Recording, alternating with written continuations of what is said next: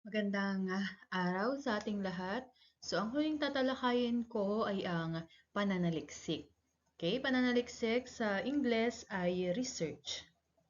Ayan, so hindi man tayo makakagawa ng pananaliksik, pero baka maaari ninyo itong magamit kapag kayo ay magtitesis na sa third year college. Yan, na kailangan ninyo bago kayo maka-graduate. Okay? So, aalamin natin ang pananaliksik, kahulugan nito, katangian, kahalagahan, at ang 5 kabanata ng pananaliksik. Ang pananaliksik ay pagtuklas ng isang teorya, meaning pag sinabi nating teorya, hindi pa napatutunayan, pagsubok sa teoryang iyon at paglutas sa isang suliranin. Okay? Ibig sabihin, nagbibigay tayo ng solusyon sa isang problema. Okay. Ito ay isang masusing pagsisiyasat at pagsusuri sa mga ideya, konsepto, bagay, issue, tao, at iba pang nais bigyang linaw, patunayan, o pasubalian. Okay. So, yun ang pananaliksik. Maaring magbigay ng patotoo, makapagbigay ng solusyon sa isang problema, makapagbigay linaw sa isang bagay. Okay? So, yun ang pananaliksik. Ayon kay Good, ang pananaliksik ay isang maingat, mapanuri, disiplinadong pamamaraan ayon sa kalakasan at kalagayan ng suliranin na itinutuon para sa kaliwanagan o kalutasan ng suliranin. Okay? Maingat, mapanuri at disiplinadong pamamaraan. Kasi ang pananaliksik o ang research ay hindi yan basta-basta. Hindi yan agad-agad natatapos sa isang araw, sa 2 araw. Yung iba kinakailangang matapos ng taon, no, bago may matuklasan. Ayon naman kay Parel, ang pananaliksik ay isang sistematikong pag-aaral o pagsisiyasat tungkol sa isang bagay sa layuning sagutin ang ilang katanungan ng pananaliksik. Okay? Sistematikong pag-aaral, ibig sabihin may pagkakasunod-sunod, may prosesong pinagdadaanan. At ayon naman kina Tris at Trus, ang pananaliksik ay pagtatangkang makakuha ng kalutasan sa mga suliranin. Sa katiyakan, ito ay paglilikom ng mga datos sa isang mahigpit at kontroladong kalagayan sa layuning makapaghinuha o makapagpaliwanag. Okay? Pagtatangkang makakuha ng kalutasan. Ibig sabihin, ninanais, no, na isang researcher na makakuha ng or makahanap ng suliranin or ng solusyon. Makahanap ng solusyon sa isang problema o sa isang suliraning kinaharap ng lipunan o kaya ng bansa o kaya ng isang basta issue, suliranin. Kung susuriin ang mga pinahayag ng mga mananaliksik, maaaring bubuo din ito sa sumusunod na kategorya. Okay? Una, maingat. Dahil kinakailangang ang wastong paghanay ng mga ideya. Okay? So, nararapat lamang na piliin ang mga salita, mga ideya na gusto mong ilagay sa iyong pananaliksik. Okay? Hindi dapat basta-basta. Kailangan magkakakonektado. Ayan. Sunod naman ay masusi. Dahil bawat detalye, datos, pahayag o katwiran ay nililinaw at pinag-aaralang mabuti bago gumawa ng anumang pasya. Halimbawa na lamang sa conclusion, sa interpretation part, no, may mga data ka na nakahayag dyan, so dapat masusi mong tinitignan ang bawat datos, no, bago ka magbitaw ng mga salita. Malay mo yung nilalagay mo dyan hindi naman pala tumutugma sa mga datos na nakolekta mo. Sunod ay sistematiko. Gaya na sabi ko, pagka sistematiko, may sinusunod na batayan o proseso sa pagsulat. Okay? Nakakaiwas sa mga maling pahayag, pasya, at pagsisiwalat. Sunod naman ay mapanuri dahil ang bunga ng pagsisiyasat ay tinitimbang, sinusuri at tinataya. Okay? Hindi porket ina-assume ninyo na ito na yung result, ito na yung lumabas na resulta, yun na yun. Hindi. No, kailangan siyasatin, suriin talagang mabuti kung tama ba ang datos na nakalap, tama ba ang pagkakahanay ng mga datos, ng mga ideya, nang sa gayon ay walang maging problema sa inyong pananaliksik. Sunod naman ay tiyak.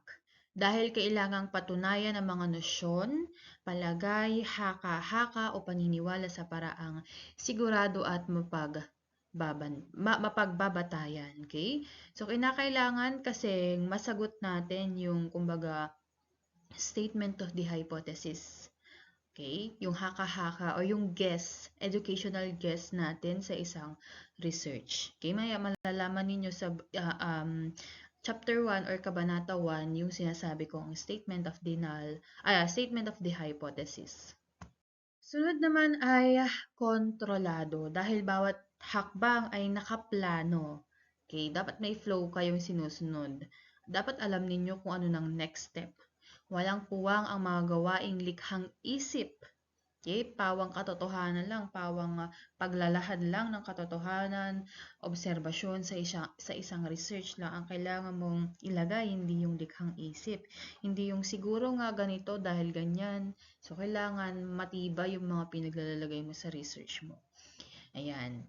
Iwasan ha yung likhang isip at mga panghuhula kasi hindi yan hindi magiging makatotohanan yung research mo kung may mga ganyang paghuhula-hula lang. Okay, maingat na pinipili at nililinang ang mga pahayag na batay sa nakalap na datos, kaya ang konklusyon at rekomendasyon ay batay rin sa natuklasan. Tumungo tayo sa katangian ng pananaliksik. Okay? Ang pananaliksik tulad ng nabanggit na ay isang kursong akademiko at nangangailangan ng ibayong paghahanda upang maisagawa ng maayos, sistematiko at epektibo ang hinaharap na kalutasan sa isang suliranin o di kaya naman ay paksa. Upang maisakatuparan ang hangaring ito, ang pananaliksik ay kinakailangang una, objektibo, sa Ingles, objective. Ang isang sulating pananaliksik ay hindi basta-bastang pinagsama-samang mga binuod na akda o pinagdugtong-dugtong na pahayag mula sa nakalap na impormasyon. Bagkus ito'y mga nakalap na kaalaman at datos na isinasaayos at inoorganisa sa bawat makaagham na pamamaraan na ang bawat hakbang ay nakaplano. Ang mga interpretasyon o pagpapakahulugan ay binabatay sa paghahanay, pagtataya at pagsusuri ng mga datos na nakalap. Okay. Hindi porket nakakuha kayo ng mga akda, mga sources, RRL, ganyan sa internet, basta nyo na lang ipagsama-sama para lang masabing para lang may masabi kayong RRL o literature o kaya mga studies, no? Related studies, hindi pwede. Kailangan babasahin mo yan, then isa-summarize mo yan, paraphrase mo yan, nang isa gayon, makita mo kung konektado ba yung unang part na inilagay mo dyan sa susunod na part na ilalagay mo. Okay, kailangan konektado. Hindi yung nagja-jump yung mga mga RRL o mga akda na inilalapat mo sa iyong research, lalo na sa introduction part. Sunod ay mayaman sa mga ginagamit na datos. Hindi kailangang makontento sa isa o dalawang sanggunian. Mas madaming support, mas madaming RRL, mas madaming related studies, mas maganda. Mas maganda pa nga kapag may international references or sources kayo, no, na nagpapatunay, na nagpapatibay ng inyong mga pag-aaral, ng inyong mga datos. Okay? So, bigyang kasiyahan ang gawang pananaliksik sa tulong ng mga mapapanaligang mga impormasyon.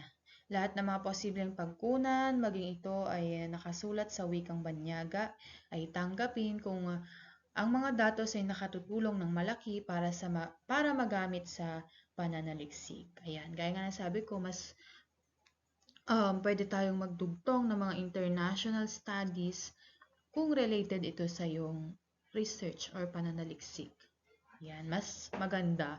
Kumbaga, mas napapatibay kasi ng mga sanggunian. Kung maraming sanggunian, ibig sabihin talagang nagpapatunay na dapat lang or kumbaga nagpapatunay na importante yung research mo kasi ang daming nagsusupport kumbaga na mga researches or other studies or other articles. Next, angkop sa pamamaraan o metodolohiya. Ang tagumpay ng isang pananaliksik ay nakasalalay sa ginagamit na pamamaraan o metodolohiya. Okay, so ang metodolohiya ay makikita natin sa Kabanata 3 or Chapter 3. So mamaya, kinakailangan kasing angkop yung instrument na gagamitin mo sa pagkalap ng mga data, ng mga datos. Angkop yung paraan ng pag-i-interpret ng mga data, yung pagko-compute ng mga data if ever na quantitative ang research ninyo. So kailangan maging maingat sa metodolohiya na isasagawa sa pananaliksik. Next ay dokumentado. Okay. Ang mga patotoo at ang validity ng sulating pananaliksik ay nakasalalay sa mga ihaharap na mga materyales bilang pagkilala sa gawain ng iba at mga datos na nakuha. So, isa sa mahalaga or parang evidence natin ay ang documentation na isinagawa natin ang mga pananaliksik lalo na kung ang pananaliksik or ang research ninyo ay about sa science, yung mga experimental na yan, kinakailangan ng documentation na nado-document lahat-lahat, no? Para maging valid, para maging reliable yung research mo. Baka kasi hahanapan ka ng evidence na isinagawa mo yung ganitong research, wala kang maipakita, so baka hindi gawing valid. Okay, so wag kakalimutan yung mga yan.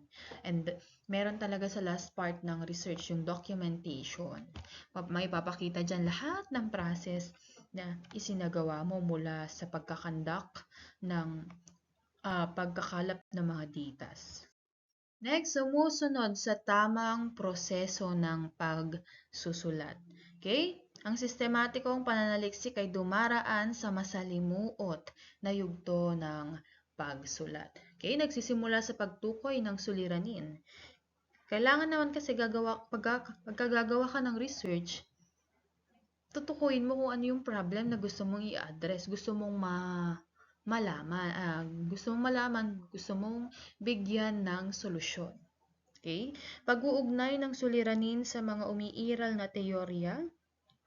Yan. So, may mga teorya tayo ng mga philosophers, may mga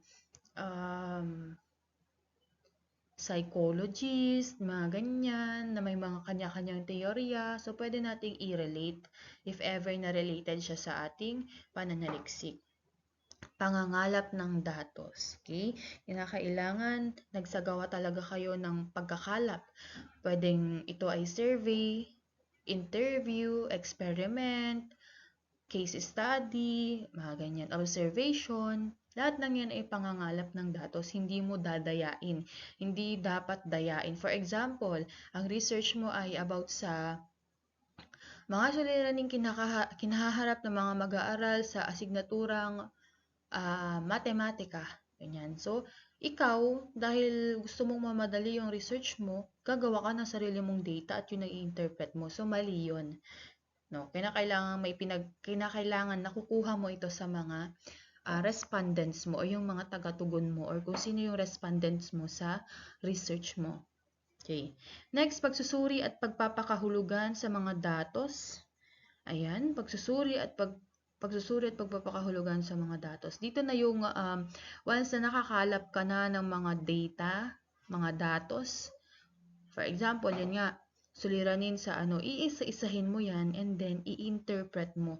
Anong meaning ng data na nakuha mong to? Mga ganyan. Halimbawa, lumabas na 100 out of 150 na mga estudyante ay nahihirapan sa math. O kaya 95 out of 100 ay nakakakuha ng mababang grado sa math. Ganyan. So, ano yung interpretasyon mo? Okay. At pagbuo ng mga konklusyon at rekomendasyon. Sa conclusion part, ito yung summarize ng data na nakuha or datos na lumabas batay sa in-interpret mo. Okay. And then recommendation, magbigay ka ng mga possible na recommendation nang sa gayon ay ma-improve, for example, dun sa math, ma-improve yung mga grades, paano tumaas yung mga grades ng mga estudyante. Sunod ay masuri o critical. Maging balido lamang ang isang pananaliksik kung ang mga inilahad na ideya ay mapananaligan at mapatotohanan sa tulong ng ginamit ng mga datos. So, sabi ko nga, ang datos, para sa akin ang datos o yung mga data, yan yung, kumbaga, parang heart ng research mo. Bakit? Kasi kung wala yan, wala kang i-interpret, wala kang mapatutunayan. Ayan, kaya kinakailangan na yung data mo ay tamang-tama, totoo, bago mo i-interpret. Kasi yung iba ay, tawag nito, pag wala ng respondents na mapipili, sila na lang yung nagsasagutan. So, nawawalan ng validity. Validity ba ang tawag doon? O reliability yung data kasi hindi na yun mula sa mga respondents. Okay? So, kinakailangan tapat ka sa mga data na nakukuha mo. Kung ano yung lumabas, i-interpret mo kasi yun nga ang purpose ng research mo.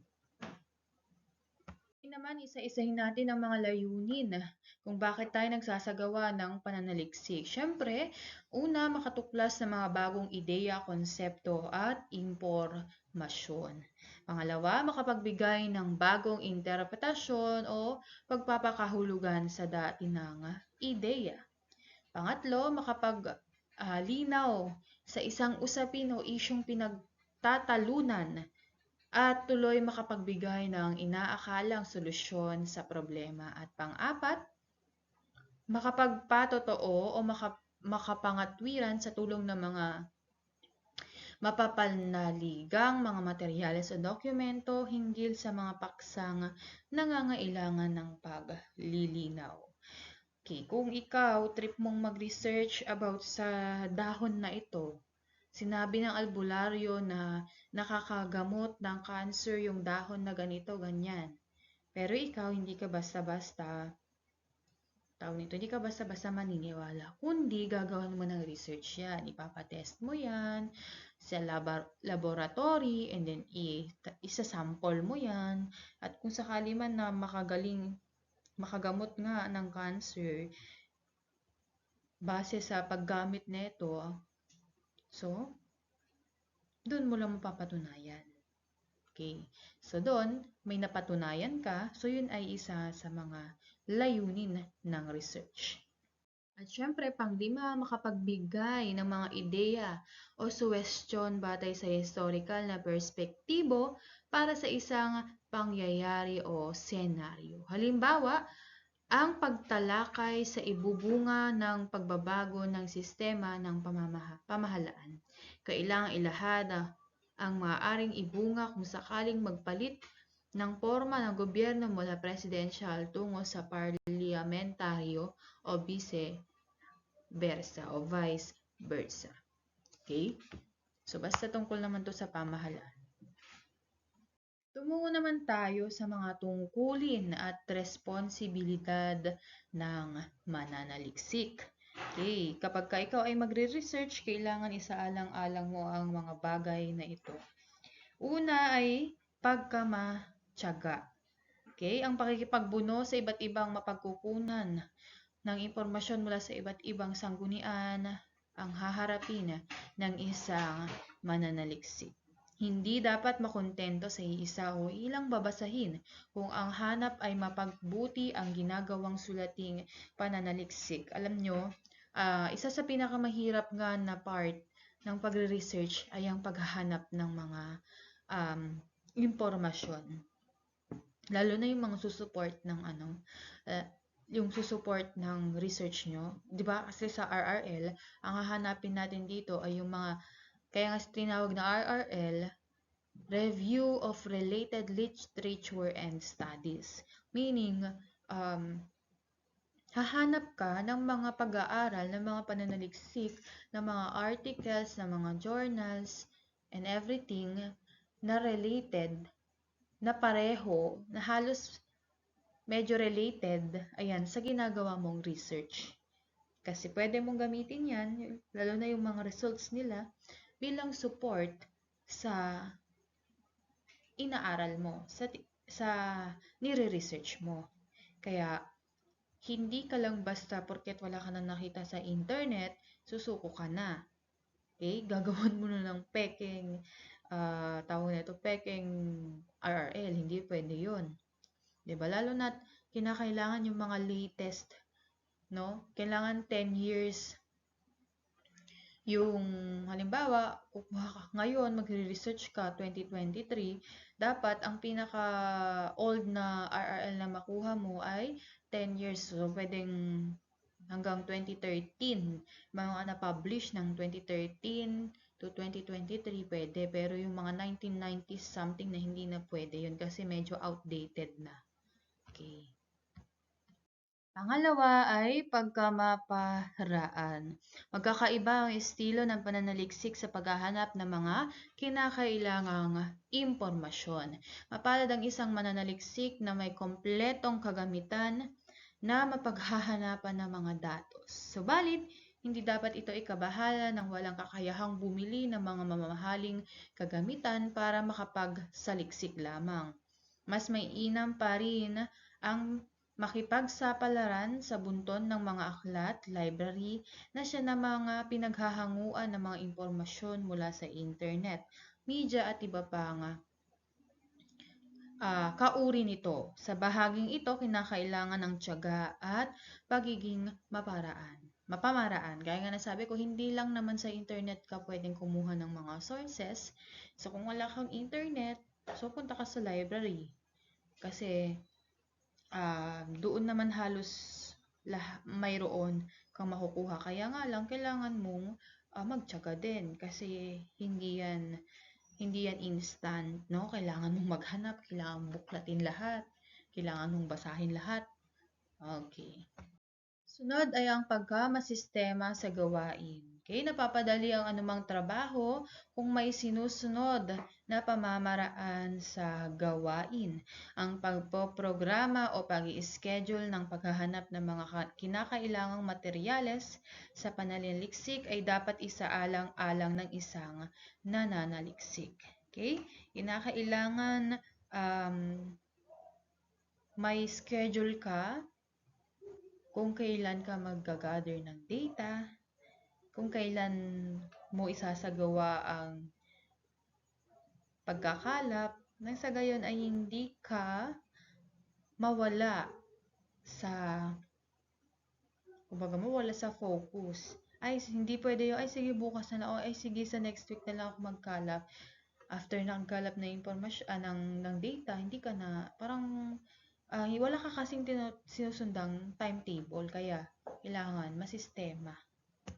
Okay, note lang, gawain ng ilang mag-aaral na kung kailan malapit na ang deadline ng pagbasa ng sinasaliksik, ay saka palang nagkukumahog para gawin ang itinakdang gawain. Resulta, Wala sa tamang preso. Ang resulta, wala sa tamang proseso ng matinong pananaliksik yung nagagawa ng mga researchers kasi nararush na, no? So, sana hindi humantong sa ganun na kung kailan deadline saka pa lang magre-research ang ending, hindi na gano'n kapani-paniwala yung data kasi na-rush eh. Pang-apat, pagkamaingat, nakasalalay sa mga dokumentong nakalap ang kredibilidad ng isang sinasaliksik. Okay? Dapat lahat ng lahat ng inilalagay nyo sa research ay pawang katotohanan lamang at pawang konektado sa mga sinasabi. Okay? Para hindi mawalan ng kredibilidad yung research, no? Na isinusulat mo kasi sayang naman na i-publish mo na pero pagka may nakitang issue yan, so hindi yan gagawing parang hindi yan kumbaga kung ako makikita ko mali-mali yung nakalagay sa research, hindi ko tutuloy na basahin yan. Hindi ko gagawing another source yan ng research ko kasi hindi ganun ah, katibay yung kredibilidad ng isang research. Ayan, pagka mapanuri o critical, gaya nga ng sabi ko, isa-isahin, suriin, critical na basahin ang lahat ng mga impormasyon, datos na i-interpret. Pang-anim, pagkamatapat. Ito na yung sinasabi ko, wag na wag mong dadayain ang research mo. Kasi once na nadaya mo, at saka nakita ng teacher, ng kung sino man, na, ang ganda pala ng research na ganito, i-apply ko nga sa medicine. So, kasi napatunayan nga na nakagagamot yung ganito, bla bla bla. And then, trinay, hindi naman pala, nakamamatay naman pala. So, nakaperwisyo ka pa instead na nakapagbigay ng solusyon sa isang suliranin. Sabi dito, ang mandaraya ay kapatid ng magnanakaw. Okay? So, wag kang mandaraya. At isa pa rito, yung satot na magnanakaw, wag kang mag-aangkin ng mga impormasyon na hindi naman talaga galing sa'yo. Kailangan mong i-cite. Kailangan mong i-acknowledge yung mga may mismong impormasyon nito. Siyempre, maging responsable. Tungkulin ng isang mananaliksik na maging matapat at makatarungan sa pagpapahayag ng mga isinusulat. So, parang ganoon din lang, kung ano yung lumabas na resulta, yun ang i-interpret. Huwag mo nang i-edit kung ayaw, mamaya hindi mo nagustuhan yung data, i-edit mo. So, nawawala nga yung kredibilidad. So, kailangan maging tapat ka. Okay, ngayon naman ay tunghayan natin ang mga uri ng pananaliksik. So, hindi lang iisa ang mukha ng pananaliksik, kundi napakarami. So, bilisan na lang natin. Una, pananaliksik na pangkasaysayan. Ito ay isang mapanuring pagsisiyasat sa mga pangyayari pagtalunton sa mga kabuluhan na nakalipas na panahon, pagtataya sa kahalagahan ng mga datos na nakalipas. Ang focus dito ay yung mga nagdaan ng panahon na ginagawa ng mga researches. Okay, pananaliksik na descriptive. Kapag sinabi natin descriptive, naglalarawan. Okay, ninanasan ng ganitong pananaliksik na mabatid ang kasalukuyang nagaganap na pangyayari. Ilan sa mga kaparaanan ng pananaliksik ng deskripto ay ang mga sumusunod. Okay, una ay ang pagsisiyasat o survey sa Ingles. Ito ay ang pinakagamiting paraan upang ilarawan ang mga populasyon na iniimbestigahan o tingnan ang kasalukuyang kondisyon at relasyon ng mga pangyayari. Next, case studies. Ginagamit ang ganitong pag-aaral kung ang layon ay magkaroon ng higit na malalim na komprehensibong pag-unawa sa kalagayan ng tao gaya ng kamag-anakan, kaurian, kasamahan, pamayanan. Okay? Ang kaibahan nito sa descriptive, ang kaibahan nito sa ibang researches pala, itong case studies talagang mas malalim. Ibig sabihin, gumugugol ka rin ng mahabang panahon sa pag-aaral na to kasi may gusto kang patunayan. Medyo close to personal na yung um, inaaral mo dito. Sinasaliksik mo dito. Next, pag-aaral ng nilalaman or content analysis. Ito ay madalas gamitin sa mga gawaing pangkomunikasyon o pag-aaral na pampanitikan. Ito naman, gumagawa ka ng researches about sa research about sa mga stories, sa mga nobela, mga ganyan. So, pwede mong i-apply yan. So, paano nga ba nabuo ang mga ganito? Paano nga ba nahihikayat or basta about sa mga literature. Okay, basta pampanitikan. Meron akong kakilala na ang ginawa nila, research about sa BL series. Okay. So, sa mga kwentong mga ganyan. So, gumawa sila, pinanood nila yung research, ano yung mga nagugustuhan ng mga tao, mga ganyan. Sa panonood ng mga BL series. Next ay ang feasibility study. Ito ay isang pag-aaral na naglalayong makita ang potensyal na pagbubukas ng isang negosyo, pagtatayo ng establishmento, pagbuo ng isang program o pagtayo ng isang organisasyon. Dito, ang inire-research na yung posibilidad. Okay? Kapag research ka ng ganyan, bla bla bla, so napatunayan na pwede kang magtayo ng isang negosyo kasi napatunayan na maaari kang kumita ng bla bla bla. So, yun ay feasibility. Posibilidad. Okay. Next, pag-aaral na pagpapahalaga o evaluation studies. Ang layo ng ganitong pag-aaral ay makita ang kinahahantungan ng mga programang inulunsad ng isang institusyon. Dito, ang titignan naman ay yung outcome. Ano ba yung naging kinahantungan ng program na iginawa mo? So, yun ay pwede mong i-research. Halimbawa, outreach program, nagsagawa ka ng feeding program, blah, blah, blah, blah, blah, blah, and then meron na yung result. Ano yung kinahantungan ng outreach program? Ano yung naging epekto? Sunod ay ang pag-aaral ng pang-etnografiya. Nilalayon ng pag-aaral ng etnografiya na madalumat ang kakayahan ng grupo ng tao hinggil sa pamumuhay, mga paniniwala, gawi at kultura. From the word etnografiya, ethnic. Ayan. So, mga tungkol sa kultura, gawi, paniniwala, pamumuhay ang focus ng pag-aaral na ito. Paraang experimental. Ito naman, makaagham na pamamaraan kung saan inilalarawan kung ano ang hinahanap. For example, yun nga, experiment ka ng medisina about sa COVID, for example. So, yun ay isang experiential research. Okay, next, genetic study. Pinag-aaralan at sinusuri nito ang sulong at pag-unlad ng isang paksa. Sunod naman ay ang action research or ang action research. Mula sa mga researches na nabanggit ko, ito yung pinaka sa tingin ko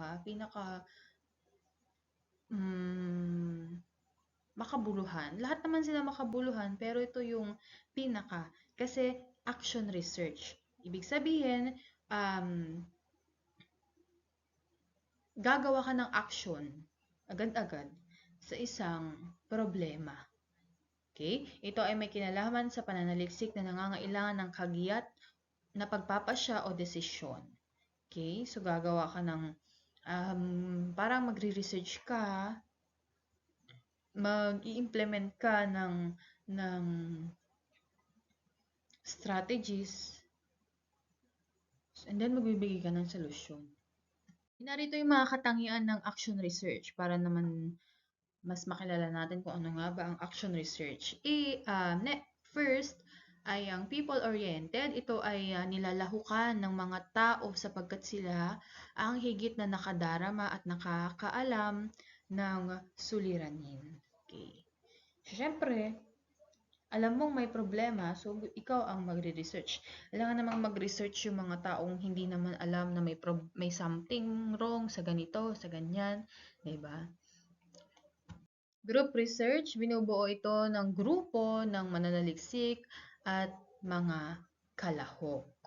Big crowd, nilalahukan ng malalaking grupo sa panahon ng pangkalahatang asembleya kasama ang grupo ng mananaliksik at kalahok. Next, political involvement. Ang mga pinunong bayan ng isang pamayanan ay nararapat na makilahok para sa madaling paglutas ng suliranin. Okay, tingnan natin ang mga hakbangin sa action research. Una ay ang pagtitiyak, pagtitiyak sa suliranin at pamayanan. Pangalawa, paglalahad ng layunin. Pangatlo, pagtukoy sa mga kalahok. Pang-apat, pag-oorganisa ng grupo ng mananaliksik. Panglima, pagtatakda ng haba at panahon na pag-aaral. So, isang taon ba to? Kalahating taon? 2 buwan? So, nasa sa inyo yan. Pang-anim ay ang siyang pagsasagawa ng pananaliksik. Pang-pito, nakakuha na kayo ng datos sa pagsusuri sa kinalabasan ng pag-aaral.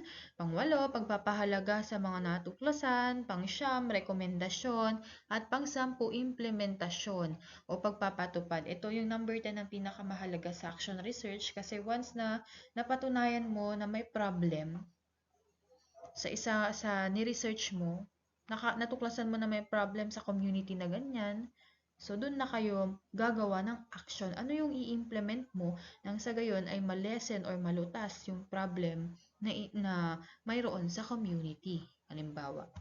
Ayan, tumungo na tayo sa bawat kabanata ng pananaliksik na siyang makikita no, sa research ninyo. Yung pagkakahati-hati. Okay, una syempre ang kabanata 1. Kapag sinabi natin kabanata 1, nandito yung ang suliranin at kaligiran nito. Okay, nandito dapat yung panimula. Ito ay mababasa syempre sa panimula ng presentasyon o paglalahad ng suliranin, kababahagi ng presentasyon, ang kaligirang pangkasaysayan ng paksa. So dito nyo ilalagay yung kaligiran, no, ng pinag-aaralan ninyo. Tungkol nga ba saan? Para naman kung binasa namin to, may ideya kami kung tungkol saan yung research ninyo. Okay, kaligirang kasaysayan ng pag-aaral, nagiging karaniwang kamalian. Ang mga sumusulat sa seksyong ito ang paglalagay ng kasaysayan ng institusyon o paksang ginagawa ng pag-aaral. So, kinakailangan kasi, ang ilalagay dito, yung history kung bakit ka nagre-research nito. May problema ba nung nagdaang panahon ba? May suliranin bang kinahaharap na ganito, ganyan? So, yun ang ilalagay mo. Paglalahad ng suliranin dito naman ay kumbaga sa English ito ay statement of the problem. Ibig sabihin, ano-ano yung mga katanungan na gusto mong mapatunayan. At dito, mas specific. Okay, mga tiyak na suliranin. Matapos ipahayag ang suliranin, hinahati-hati ito sa pamamagitan ng paglalagay ng tiyak na suliranin. Kung kanina, very general, parang ganito. Ang pananaliksik na ito ay nais matuklasan ang epekto ng online class sa mga mag-aaral. So, yun yung kanina. Ngayon, mas tiyak. Number 1. Ano ang epekto ng online class? Ano-ano ang mga platforms ang ginagamit ng mga mag-aaral sa online class? Or anong website ang ginagamit? Pangalawa, ano ang epekto ng online class? Pangatlo, blah blah blah, and so on and so forth. Kung ano yung gusto mong matuklasan sa isang research, gawin mo, i-specify mo. And syempre, kahalagahan ng pag-aaral. So, tinatalakay sa bahaging ito ang kahalagahan ng buong pag-aaral at kung ano ang magiging kontribusyon, ano yung ambag ng research mo kung sakali man na matapos mo ang isang research. Okay? Parang ang pag-aaral na ito ay makatutulong sa mga guro na gumawa ng alternative na blah blah blah, mga ganyan. Sa online class nang sa gayon ay makaagapay ang mga mag-aaral sa ganyan. Or pwede rin naman, madalas hindi nawawala to, ang pag-aaral na ito ay magsisilbing gabay ng mga susunod pang mga mananaliksik na sasaliksik ng kagaya ng pananaliksik na ito, mga ganyan. Next ay ang batayang conceptual o ang theoretical. So, ito naman ay balangkas, meaning susundan yung flow na susundan ninyo mula pagkalap ng impormasyon, interpretasyon, konklusyon, mga ganyan, rekomendasyon. So, makikita dito yung flow. Next, ito na yung hypothesis o assumption. Meaning, dito kinakailangan i-guess mo kung ano yung sa tingin mo mapatutunayan mo. Okay? Inilalahad ng mga bahaging ito ang mga teorya ng mga kaugnay na literatura at pag-aaral na maaring pinatotohanan o pinasubalian ng kasalukuyang isinasagawang pag-aaral o pananaliksik. Sa English kasi, pag sinabi nating statement of the hypothesis, of the null hypothesis, kapag null hypothesis, there is no, ayan, parang nagbibigay ka ng assumption, there is no significant difference between the blah blah blah. Between blah blah blah, mga ganyan. Kapag alternative hypothesis naman, there is significant difference, mga ganyan. So, null, alternative. Basta, nag-guess ka lang dito or nagbibigay ka na assumption. Next ay ang saklaw at limitasyon. Kung sa English, ito yung, ano ba to? Scope and delimitation. Or scope and limitation. Ito naman, inilalahad ng mananaliksik sa bahaging ito kung sino ang taga-tugon na gagamitin sa isinasagawang pag-aaral at saan at kailan ito gagawin. Okay? For example, ang pananaliksik na ito ay para lamang sa mga mag-aaral ng PLT Incorporated, mga ganyan, taong 2023-2024. Ayan. So, kadugtong ng saklaw at limitasyon, narito yung mga kinakailangan makita. Siyempre, paksa, panahon, pamamaraan, paggaganapan o lugar, at saka yung populasyon. Kumbaga yung data. I mean, kung yung mga respondents mo ilan. Okay, dapat nakalahad. Okay, kahulugan ng mga katawagan, ito ay kung sa English, definition of terms. Okay, ang pagbibigay ng kahulugan ay may dalawang pamamaraan o paraan. Una ay ang operational. Okay. Kapag kasi sinabi natin operational, ito yung definition na literal na definition na maaaring mahango lang sa library, sa dictionary. Then next, pagka sinabi natin conceptual framework, conceptual na pagpapakahulugan, ito yung ikaw mismo ang gumagawa ng definition, no? Batay sa gamit ng dinedefine mo sa research. For example, operational na pagpapakahulugan. Cellphone. Halimbawa, cellphone, ide-define mo. Ang cellphone, kung sa operational, ang cellphone ay isang uri ng gadget na ginagamit ng mga mag-aaral para makipag-komunikasyon. Maaaring gamitin para sa paglalaro, blah blah blah, yun ang operational. Pero ang conceptual, inire-relate mo yung definition batay sa gamit nito sa research. Halimbawa, cellphone, conceptual. Ang cellphone ay isa sa mga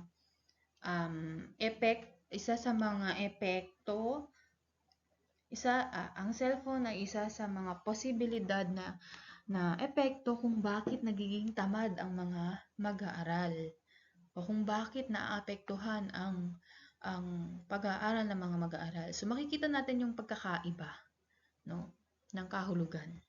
Okay, so yun lahat ang nilalaman ng Kabanata 1. Ngayon naman tumungo tayo sa Kabanata 2. Ito na yung RRL na sinasabi ko. Or sa Tagalog, mga kaugnay na literatura at pag-aaral.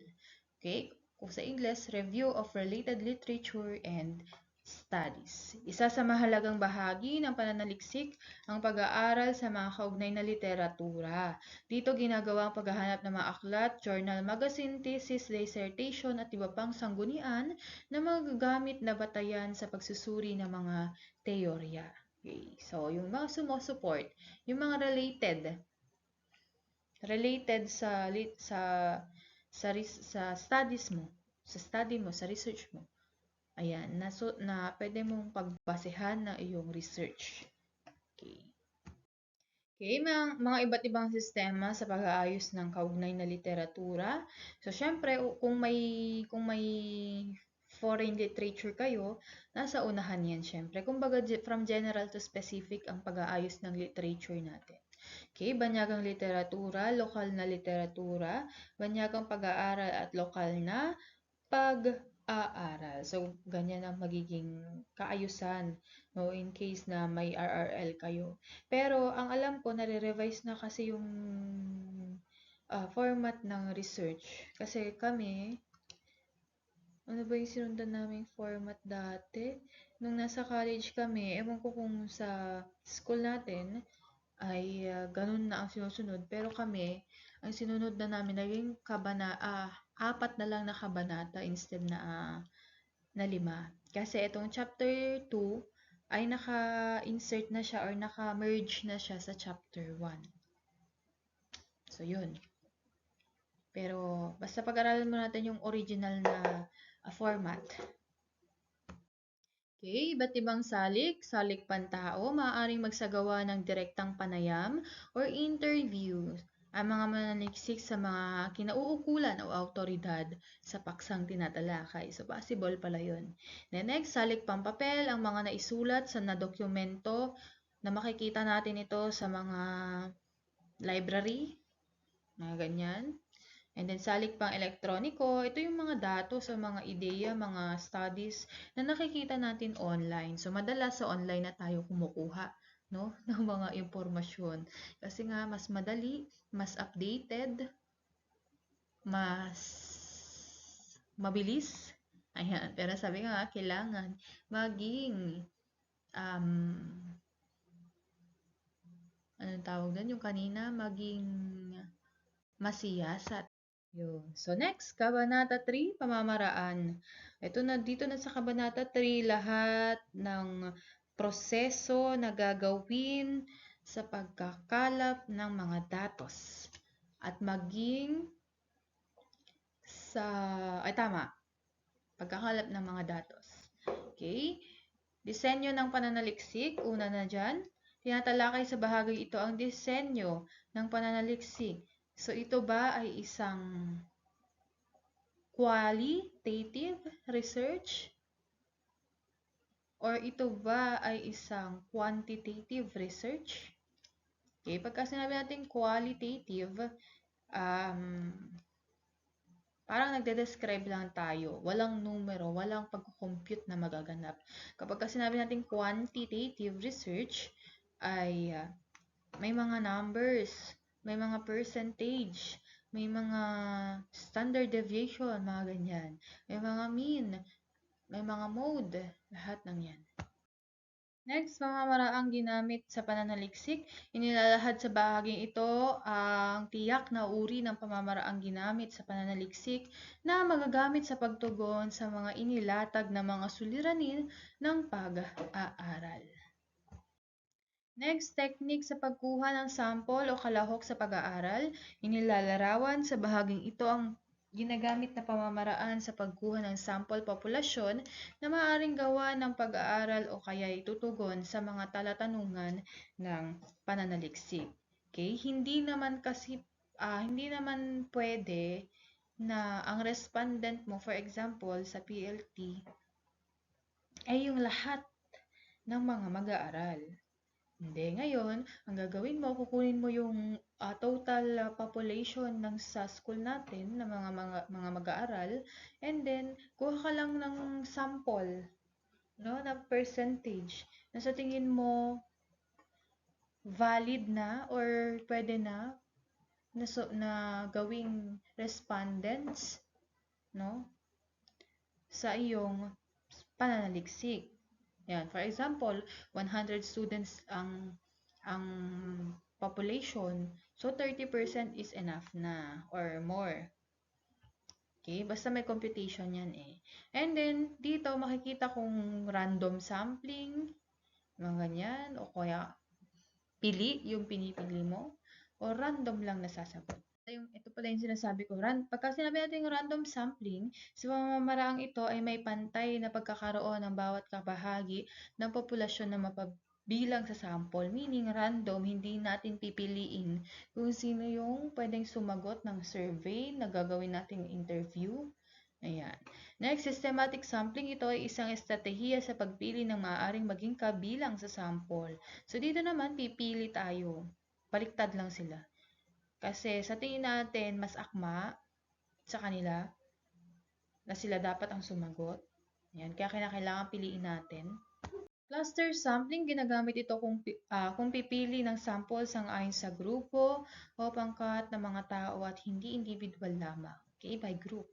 And then next, non-random sampling, tinatawag din itong non-probability sampling. Sa ganitong uri ng pagkuha ng sample ay hindi nagkakaroon ng pantay na pagkakataon ng miyembro ng populasyon na maging kabahagi ng sample. Hindi pantay-pantay, yun lang yun.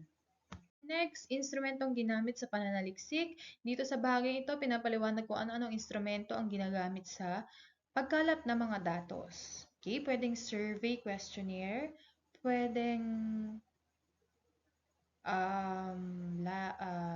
Likert scale, mga ganyan, yung checklist, ano pa ba? Interview. So, lahat ng yan.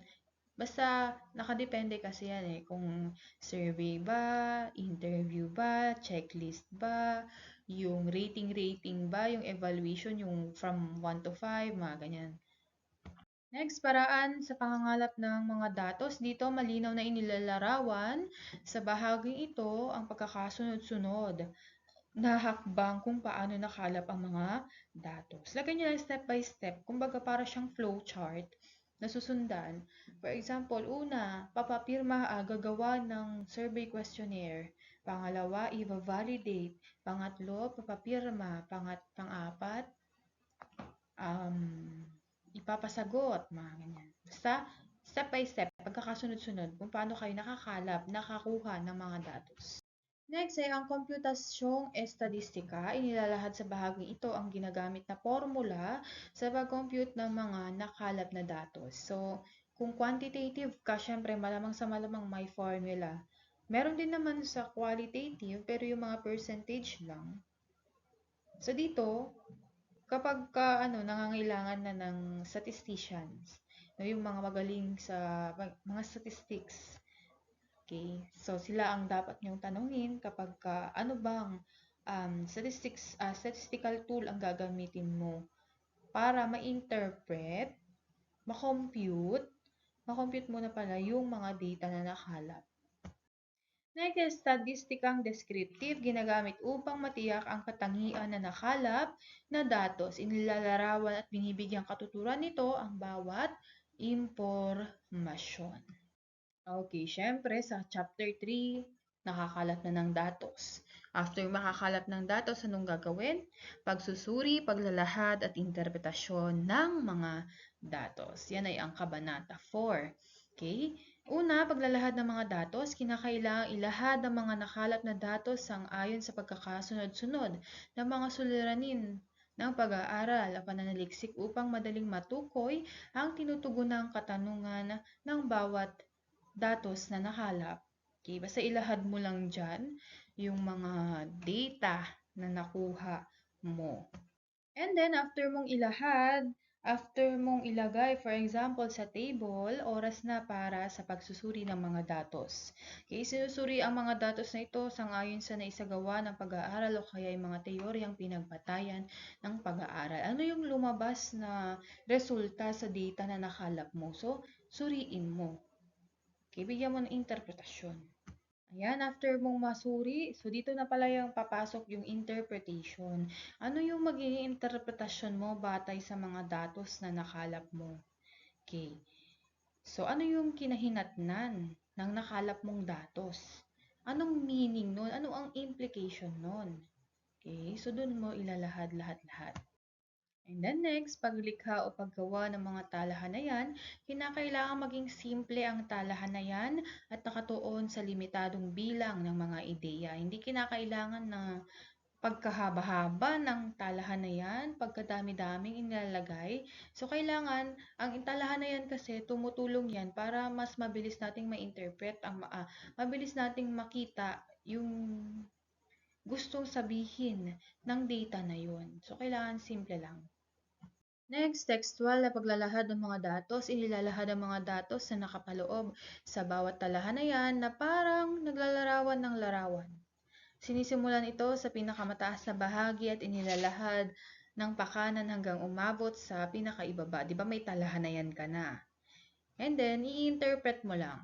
Okay, parang for example, makikita sa talahan na yan 1 ang mga ang mga epekto ng online class. So, sa unang bahagi ng talahan na yan 1 ay ang mga kalahok o yung mga respondante. Samantala, sa ikalawang talahan na yan, and so on and so forth. Okay. After mong mabigyan ng interpretasyon, ang lahat ng mga data na nakalap mo, dito na ang pinakapanghuli, ang paglalagom, konklusyon, at rekomendasyon. Okay? Ang buod ay dapat na maglaman lamang ng pinakamahalagang bahagi ng pananaliksik. So, wag mo nang ilagay yung pagkahaba-habang interpretasyon mo dun sa mga data mo, dun sa chapter 4, dito sa chapter 5. So, ang ilalagay mo na lang yung conclusion. In general, in short, ano yung lumabas na konklusyon. So, yun ang ilalagay mo. Kinukuha ang konklusyon sa buod na resulta ng pananaliksik. So, meaning yung buod lang. Okay. Ipinahayag sa rekomendasyon ang obserbasyon sa ginagawang pag-aaral. So, after mong makakapag-conclude, ano yung possible na recommendation mo para ma-improve? For example, yung online class, yung epekto. So, magbigay ka ng suggestion. Okay? So, yon ang Kabanata 5. Pero hindi pa dyan nagtatapos yung paglalagay natin ng mga chapters. Ito, sa huling bahagi na ito, after ng Kabanata 5. Okay? Mga huling pahina, syempre, unang-una dyan ang listahan ng mga sanggunian. So, yung reference mo dyan. Ilagay mo lahat ng sanggunian na pinaglalagay mo dyan, no? Para naman ma-acknowledge. Para if ever na i-search ko yung source na nagsabi ng ganito, mapupuntahan ko. Pupunta lang ako dun sa lalo na't kung galing naman ito sa internet. Okay, next ay ang appendix. Tinatawag din itong dahong dagdag. Ang mga liham, mga formularyo na evaluasyon, transcription, interview, sample survey, biodata ng mananaliksik ay nandirito. Lahat ng mga liham, pangkomunikasyon, lahat-lahat ng yan nakalagay sa appendix. Miski nga yung mga biodata, impormasyon ng nag-research, kailangan din dyan. Okay? So, yun ang lahat-lahat tungkol sa pananaliksik. So, gaya nga ng sabi ko, dito lang ako kukuha ng final term ninyo. Dito lang sa topic na ito. Okay? So, sana pinakinggan ninyo ang mahigit 1 oras na talakayan natin hinggil sa pananaliksik. Okay? Huwag nyo rin kalimutang ipasa ang gawain na ito na nakalagay dun sa module ninyo. Okay, maraming salamat sa pakikinig.